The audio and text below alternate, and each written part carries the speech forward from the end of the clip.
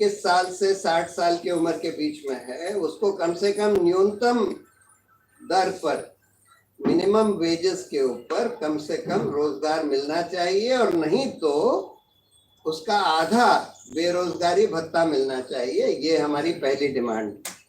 दूसरा कि जितने 1 करोड़ से ज्यादा सरकारी पद रिक्त पड़े हैं उनको तुरंत और ईमानदारी से भरने का काम होना चाहिए। तीसरा कि जो पब्लिक सेक्टर कंपनियों में अंधाधुंध निजीकरण किया जा रहा है वो तुरंत बंद होना चाहिए। कम से कम 2 ऐसे एरियाज हैं, 2 सेक्टर्स ऐसे हैं जिनमें बिल्कुल निजीकरण और नहीं होना चाहिए। पहले तो जो मोनोपोली सेक्टर्स हैं, पोर्ट हैं, एयरपोर्ट हैं, रेलवे है, ये सब तो एक ही आदमी के हाथ में हो सकता है ना। एक पोर्ट, एक शहर में एक ही पोर्ट होता है, एक शहर में एक ही एयरपोर्ट होता है, वो तो जिस आदमी के हाथ में होगा उसकी मोनोपोली होगी। अभी इसको अदानी को 6 एयरपोर्ट दे दिए गए जबकि वो एलिजिबल भी नहीं थे।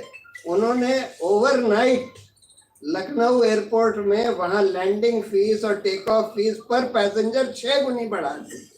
यानी जब आप मोनोपोली, प्राइवेट मोनोपोली बना देंगे तो वो तो लोगों को लूटेंगे।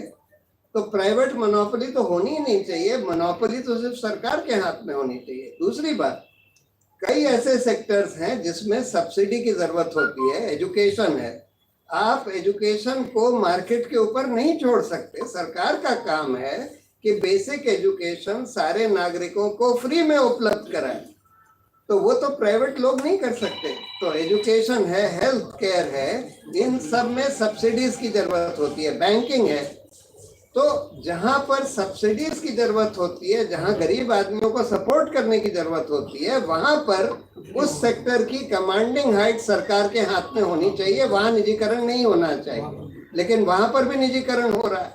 और चौथी बात, ये अंधाधुंध जो कॉन्ट्रैक्ट लेबर दिया जा रहा है, प्राइवेट सेक्टर पब्लिक सेक्टर दोनों में, परमानेंट जॉब्स भी कॉन्ट्रैक्ट पर दिए जा रहे हैं।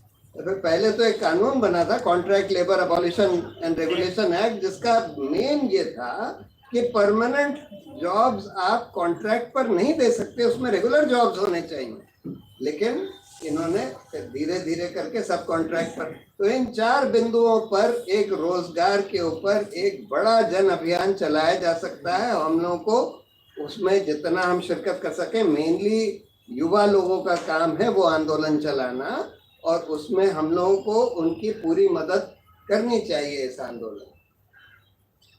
तो इस तरह के देखिए, एक तो जो सारा जहर घोला जा रहा है हमारे समाज में कि मुसलमानों के खिलाफ सांप्रदायिकता जो फैलाई जा रही है, उसके साथ साथ झूठ जो फैलाया जा रहा है, इस जहर के खिलाफ हम लोगों को अभियान चला।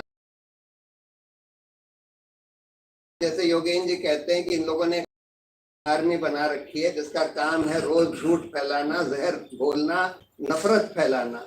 हम लोग एक ट्रुथ आर्मी बना सकते हैं। इनकी तो पेड आर्मी है, हमारी वॉलंटियर आर्मी होगी, क्योंकि हम लोग व्हाट्सएप ग्रुप्स बनाएं, इस तरह से ऑर्गेनाइज होकर और सच फैलाएं, प्यार बांटें बजाय नफरत के, सही चीज लोगों को बताएं।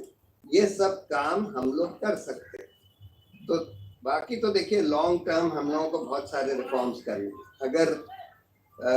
अगर समाज जागरूक होता है ना, देखिए हुआ ये है कि हमारी सिविल सोसाइटी जो है ना, हाल में बहुत कमजोर होके बैठ गई, और सरकार ने ये ऑपोजिशन पार्टीज को, मीडिया को तो अपने कंट्रोल में ले लिया, ऑपोजिशन पार्टीज को दबा लिया, ईडी वीडी सब लगा के उनके सारे अकाउंट्स फ्रीज करके ऑपोजिशन को दबा लिया। ऐसी सिचुएशन में सिविल सोसाइटी को खड़ा होना बहुत जरूरी है। और अभी हाल में सिविल सोसाइटी खड़ी नहीं हुई, बैठी रही, सिर्फ किसान खड़े हुए।